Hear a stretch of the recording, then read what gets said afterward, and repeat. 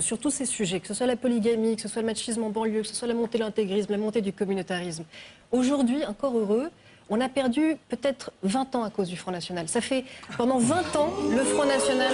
Vous voyez ça? Attendez, juste un truc, Marine Le Pen. Vous savez, vous avez fait beaucoup d'efforts pour apparaître comme démocrate, mais venir avec votre claque, c'est pas terrible, parce que c'est justement le signe des totalitaires. Mais je termine quand même ce que je vais dire. Sur ces sujets-là, oui, c'est votre faute, et je vais vous dire pourquoi je suis très inquiète aujourd'hui de voir que vous continuez à faire une OPA sur ces thèmes-là en ne proposant en réalité aucune solution. Parce que ça fait, encore une fois, 20 ans que comme vous abordez ces sujets toujours avec des fausses solutions, toujours avec des raccourcis, c'est des sujets ultra compliqués qui méritent réellement qu'on s'y attaque, qui méritent qu'on soit efficace. Et tant que le Front National est sur ces thématiques, la gauche devient idiote, la droite devient stupide et on voit en ce moment dans quel état elle est. Alors c'est de la faute de la droite et de la gauche, pas du Front National en l'occurrence, excusez-moi, mais... Si, parce que vous mettez dans le débat public des raccourcis qui compliquent les vraies solutions. Par rapport à un idéal républicain, par rapport à un modèle français qui est magnifique et qui marche beaucoup mieux que dans la plupart des pays. Gênée, Madame Fourest. Non, je ne suis pas gênée. Mais si vous êtes gênée, je vous donne juste un dernier exemple. Parce que vous êtes gênée parce qu'en réalité vous vous retrouvez d'accord avec le Front National et ça vous ennuie parce que toute votre vie vous avez œuvré et gagné votre vie en luttant contre le Front National et fait des livres contre le Front National, etc. Aujourd'hui, le seul parti qui lutte contre le communautarisme, c'est le Front National. Vous n'avez pas de solution. Moi, j'ai proposé une solution qui n'était pas très extrémiste.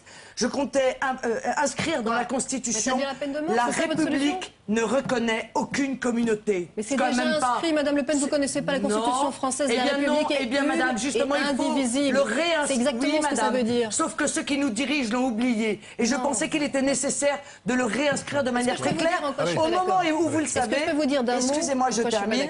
Au moment où vous le savez, un certain nombre de groupes politico-religieux veulent imposer la reconnaissance des communautés et où M. Sarkozy avait demandé à Mme Veil de faire un rapport pour introduire le communautarisme dans notre Constitution. Alors ça vous ennuie d'être d'accord avec moi? Et je suis désolée pour vous. Vous pourrez peut-être aller vous allonger sur le divan de M. Cyrulnik qui sera ravi, à mon avis, de vous libérer de votre honte. David Abiker. Non, juste une réponse. David, si tu permets, je voudrais juste répondre à ce qu'il vient d'être dit. Vas-y. Parce que c'est assez typique, non seulement la claque, mais le fait de faire les réponses et les questions. Vous dites, ça vous dérange d'être d'accord avec vous. Non, vous n'avez jamais posé les solutions à l'endroit. Vous n'avez jamais posé les problèmes comme ils étaient. Vous n'avez jamais dit il y a un problème d'intégrisme. Si vous aviez dit il y a un problème d'intégrisme, le Front National serait très emmerdé. Vous êtes le parti qui en abrite le plus des intégristes. Ah bah oui, les intégristes catholiques, jusqu'à preuve du contraire, ils sont au Front National. Alors vous en avez fait fuir quelques-uns et je vous le reconnais. Vous avez découvert, mais très récemment, les vertus de la laïcité. Le Front National est un des partis qui a le plus milité contre la laïcité. Il a même organisé, via une association catholique qui lui est proche, la Griffe, la première manifestation contre la loi sur le voile. Mais vous avez lu les statuts du Front National?